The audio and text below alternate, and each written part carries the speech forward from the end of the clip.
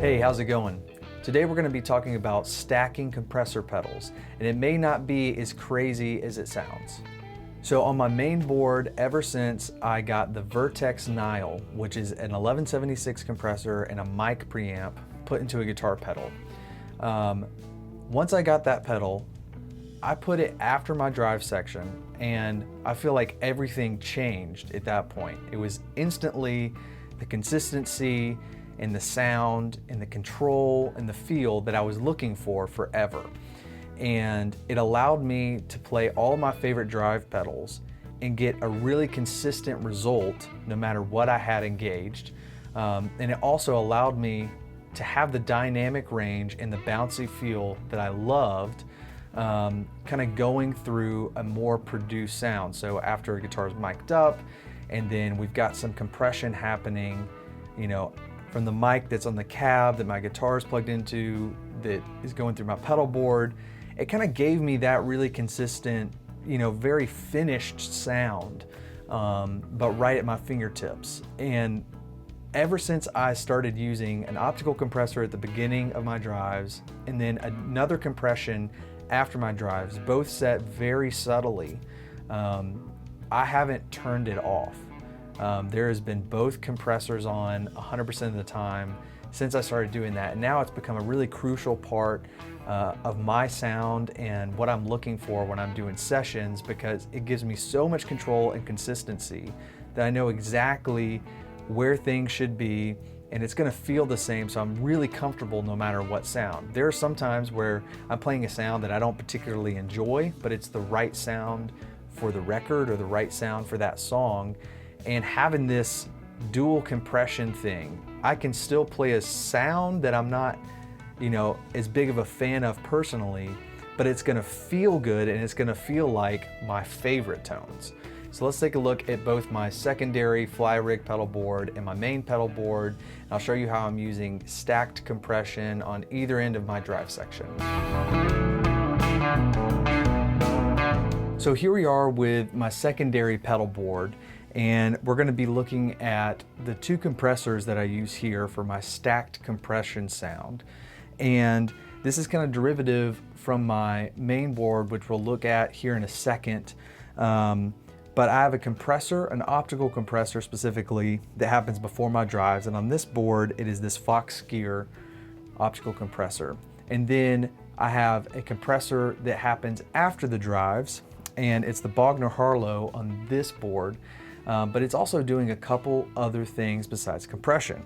So it is not only compressing, but it's also going through a Rupert Neve transformer. So we're adding in some of those upper harmonic content. And it's got a preamp that is part of that transformer. And so the boost, it's got a really powerful boost. So I have it set pretty close to unity. And then a really powerful tone knob. And that allows me to have kind of a master equalization over the whole board, because there's nothing happening after the Bogner Harlow here except for some modulation, some time-based effects, and then reverb. So all of kind of the EQ content is ending there at the Harlow, and what it's doing is giving me a really consistent sound no matter what drives I have on the board. And it's also allowing me to have a very similar dynamic feel no matter what pedals I have on. So let's quickly take a listen to just the basic clean tone without either of the compressors on. And I'm using my Smart Bell Dumble Style Overdrive Special Head, and I'm going into a 212 loaded with EV12Ls. It's actually the prototype for the Little John cabs. So definitely be looking out for that announcement here soon. And I'm micing it with a Shure SM57, and this is the clean tone.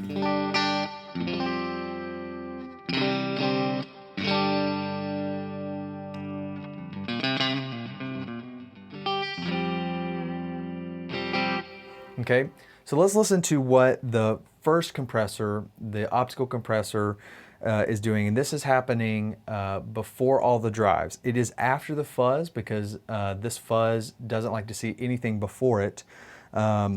So it's really doing very little.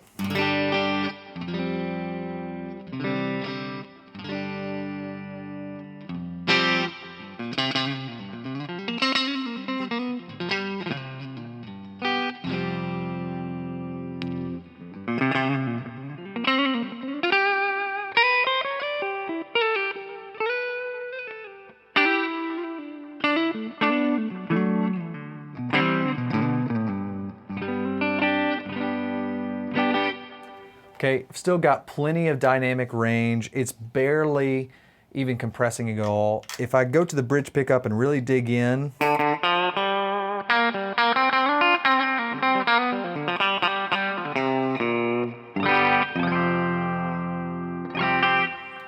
I can kind of get it to start compressing more, but it's really subtle. It's set to pretty much unity. It's not coloring the tone too much. It does color the tone a little bit, but I like the way that it colors it. So let's just listen to now the Bogner Harlow by itself. We'll quickly listen to the clean tone again.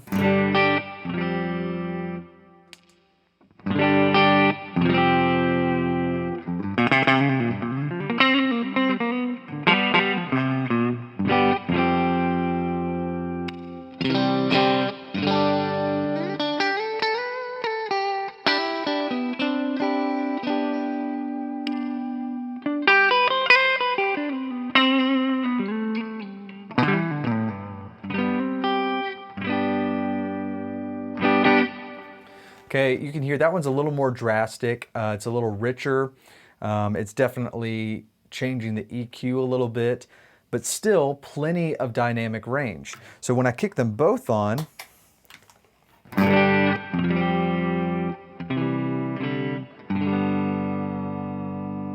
may surprise you, but it is not a really drastic compression. Even though we've got two compressors on and they're stacked, it's not as drastic as you may think. One of my favorite all-time guitar players is Josh Smith, and he hates compression. He avoids it at all costs, and he gets an incredible sound that's really organic.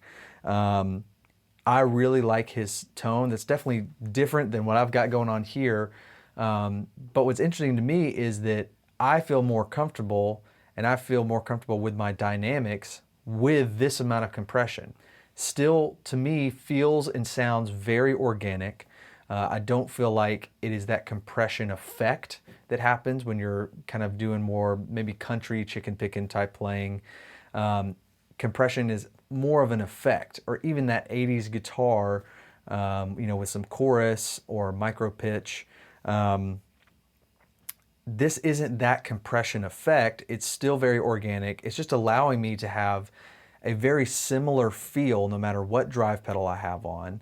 And it's also allowing me to kind of smooth out maybe some of the top end when I engage some of the drive section. So we'll start with the Klon here.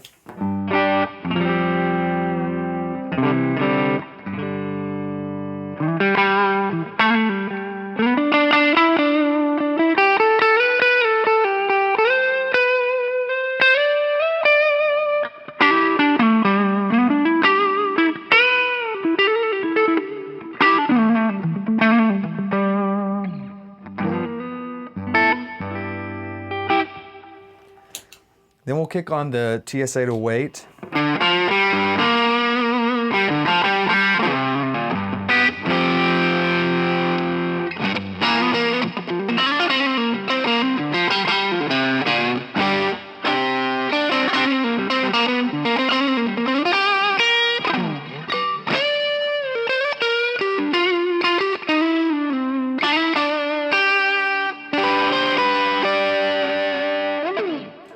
And then we'll go to the Mud Honey.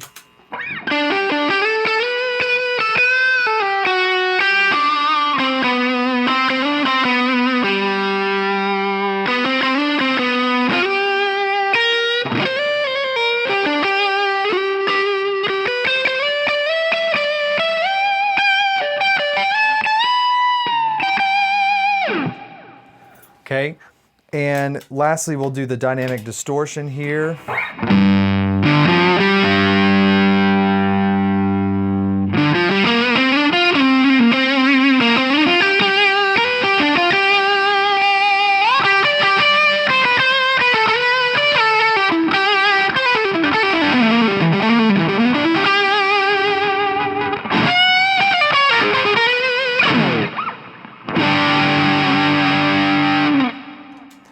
And what you're gonna hear there is those pedals still sound like themselves. They have their own unique characteristics. However, there is a pretty consistent mid-range, which has to do mostly with that Harlow. And there's also a consistent feel, which I know doesn't come across through the camera here, but for me, those feel really close.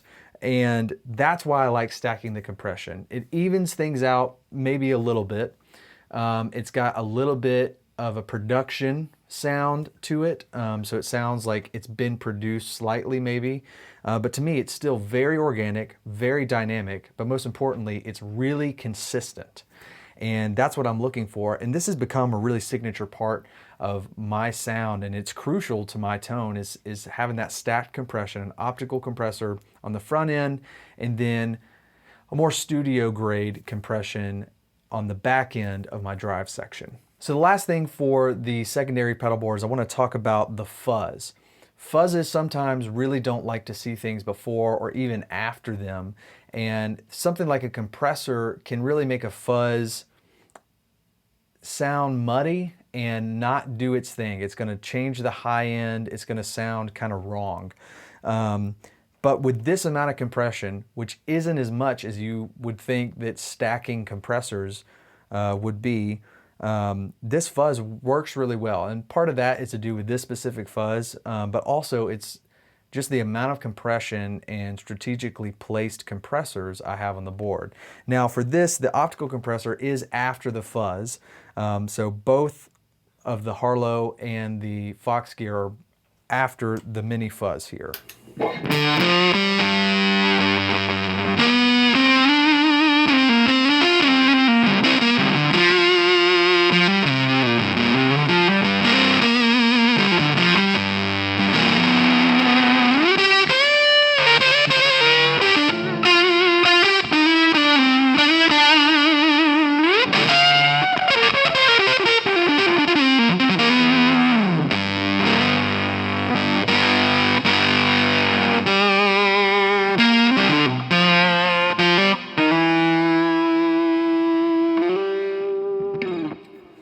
And it'll still clean up and get those glassy fuzz face rolled off tones.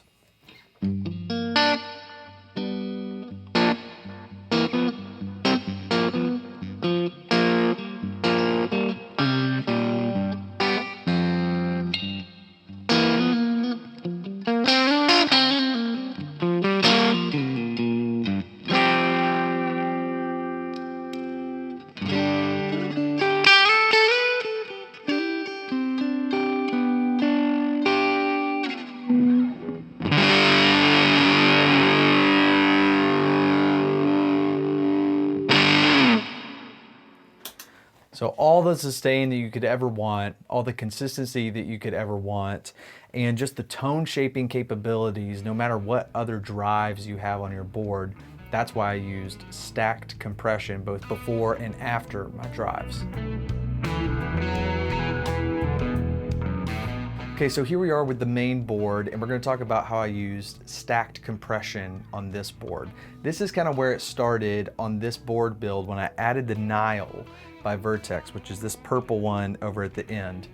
And that kind of introduced me to stacking compression before and after my drive sounds. And then subsequently, we built the fly rig pedal board, and you can watch those videos of me kind of prepping and building that board. And I kind of based it off of the things that I use on my main board, okay? There's obviously more pedals, it's a lot heavier, and there's a lot more options on my main board compared to the fly rig, but it's set up very similarly. So I have this Strymon OB1, which is a optical compressor, and then we also have a boost included there, but we're not going to talk about the boost, just the compressor side of it. And that's where I have the Fox gear optical compressor on my other board, and this is the one that happens before the drives, okay? And then the Nile is set up in the signal chain to be after any dirt sounds. So the only thing after the Nile is modulation, time-based things, and then our reverbs. So let's listen to the clean tone and then with the first compression that happens before any drives.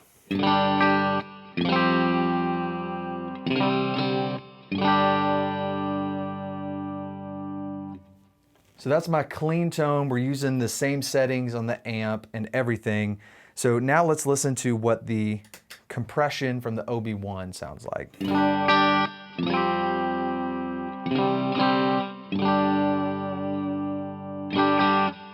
So I have it set unity gain. It's not really compressing very much at all. It's a pretty subtle compressor anyways. So again, it's doing very little, but having it in front of my other drives is what's allowing me to get that similar feel. And it's going to kind of reel in some of the transients. Okay, and so it's going to keep things a little more even. Again, it's not heavy compression at all. So it's barely kicking in unless I really dig in.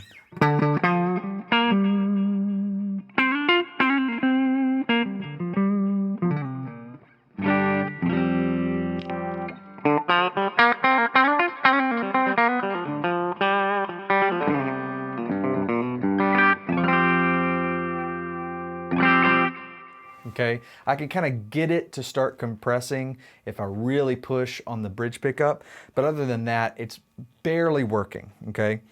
And then let's turn on the Nile. Now the Nile has an 1176 based compression on it, and then also it's got like a mic preamp, okay? And it is allowing me to control just kind of like a master tone going through that preamp. It's adding some harmonic content. It allows me to kind of boost or cut the signal. And most importantly, it's allowing me to shape the tone after everything else. So it's just kind of like my master, equalization and master compression, because the compression is also happening after all the drives. So if we listen to just the compressor side,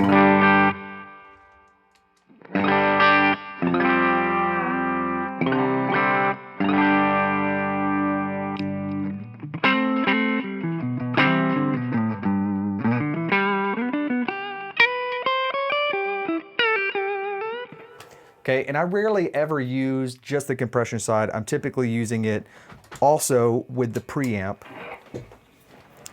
So this is kind of like all sides of the Nile on, and this is how it's always set.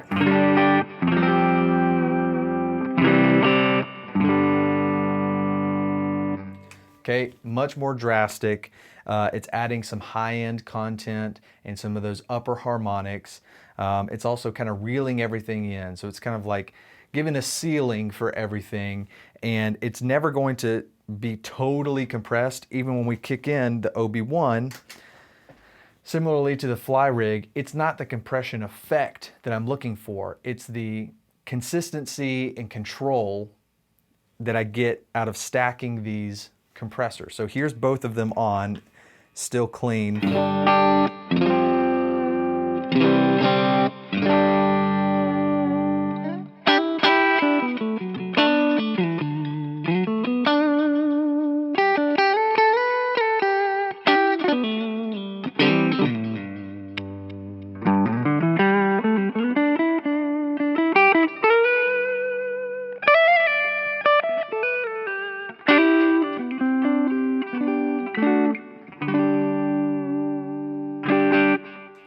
So that's a more compressed sound. However, I've still got plenty of dynamic range there.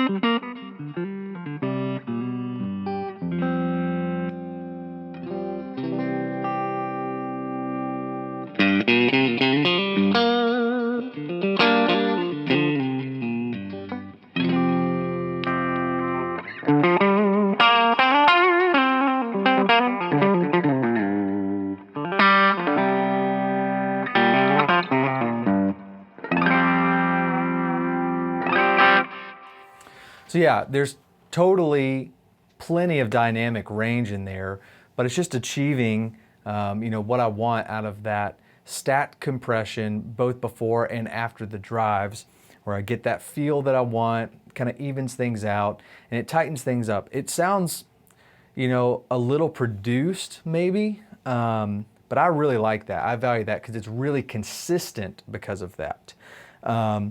Still got the organic sound of the amp and the guitar. It's definitely not overly coloring it, but it's enriching it, with those upper harmonics and, kind of tightening up some of that dynamics. So let's kind of run through the drive sounds from least amount of gain to most gain. So the steel string here.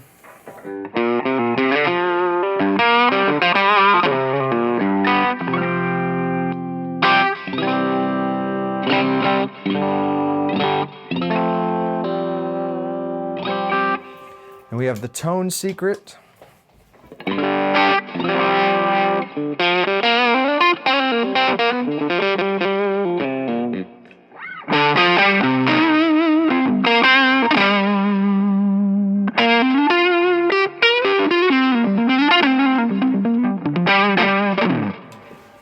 Okay, and then we've got the Riverside.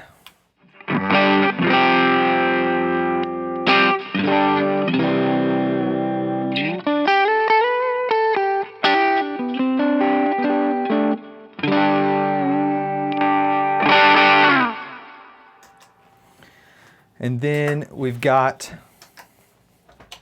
the ultraphonics here.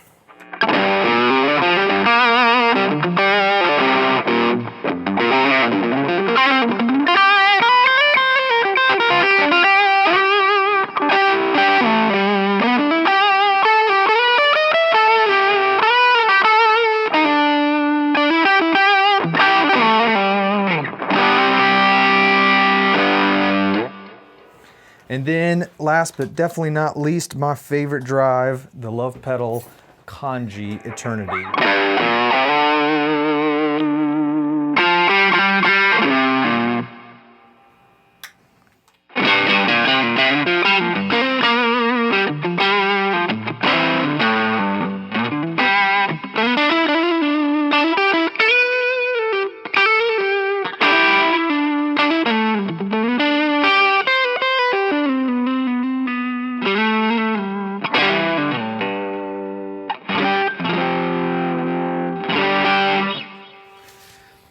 So you can hear that the compression is pretty consistent and it's keeping everything in this tight range where the low end is still tight and it's not changing as much with the drives. Each drive still sounds exactly like it's supposed to. It has its own unique characteristics, but stacking the gain both before, or stacking the compression rather, both before and after the gain, for me helps keep things really consistent, really tight, and really rich sounding. And it takes off some of the shrill, maybe grittiness from some of the drives and smooths everything out a little bit. Similarly with the fuzzes, it works really well.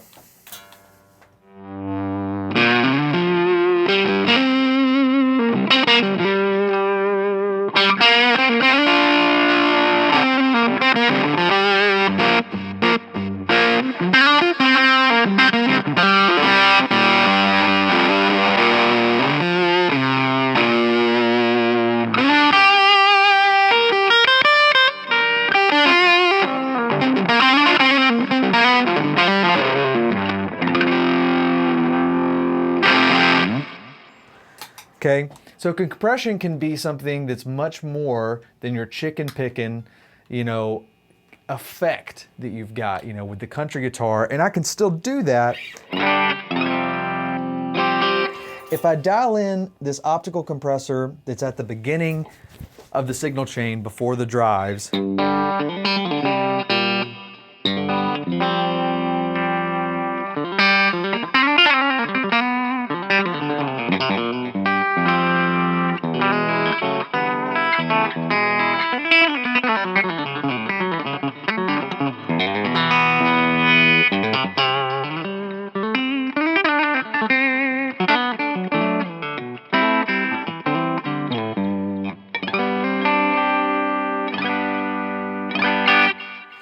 so just dialing that first compressor up just a little bit to where it's compressing more, but it's also hitting the Nile, the compression after the drives. It's hitting that a little harder and causing it to compress more. It can get that squash sound with just a simple turn of the compression amount.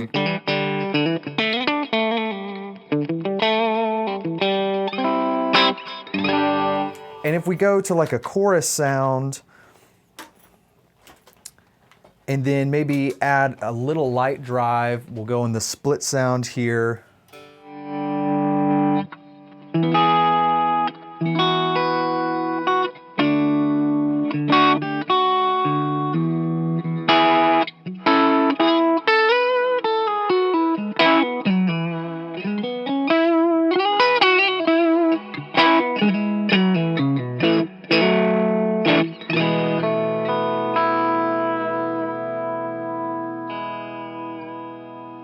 With that heavier compression and a little chorus, a little light drive, you can get that compressed, clean 80s guitar sound.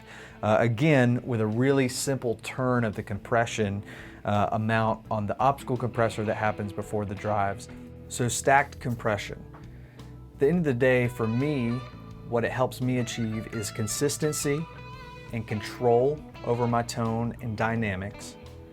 And it also adds a richness and a very consistent feel, you know, kind of a bounciness on the strings, no matter what else I have going on my board. That for me is a really vital thing, and why it's become such a crucial part of my tone on both my main board and my secondary fly rig. It's something that now I don't think that I can live without. And I'm even surprised at how stacking compressors, isn't as common, but also I would think that it would just overwhelm your entire signal with a compressed sound and have that compression effect. But really it doesn't, and it gives me so much control, and ultimately that's why I'm using stacked compression 100% of the time. On both boards, both compressors are on, never get turned off. So maybe check out a couple compressors and see how it works with your rig and on your board, and definitely let me know what compressors that you like. I'm always looking for cool new compressors to be checking out, almost as much as drives. It's becoming kind of a similar addiction or lust towards compression pedals that I have with drive pedals.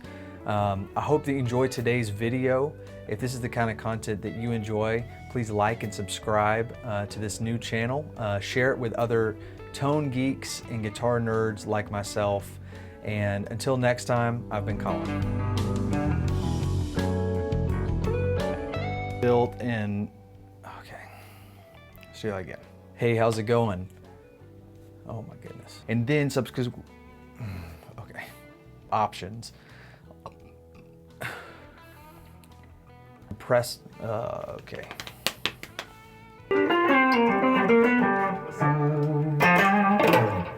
What's up? Sorry, I was filming. Oh, you're filming? Yeah, that's all right. That's why I asked when you. This, you know, really crystal clean. So, what we're doing is, it's on the cap. Two compressors, kind of my drive section. You know what? We're gonna do all of it again.